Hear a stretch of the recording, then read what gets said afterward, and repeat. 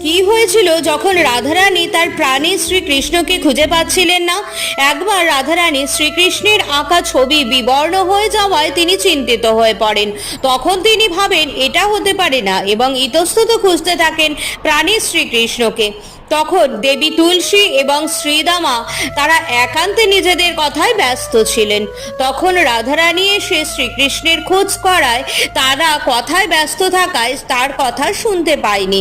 তখন রাধারানী রেগে গিয়ে সেখান থেকে প্রস্থান করার কথা ভাবেন এবং ইতস্তত আবার শ্রীকৃষ্ণকে খুঁজতে গিয়ে দেখেন সেখানে গোপী বীরজা প্রাণী শ্রীকৃষ্ণের সাথে একান্তে সময় কাটাচ্ছে এবং খাইয়ে দিচ্ছেন। এটা দেখে রাধারানী ক্রোধে বীরজাকে অভিশাপ দেন এবং তুলসীও সেই অভিশাপ থেকে রেহাই পান না।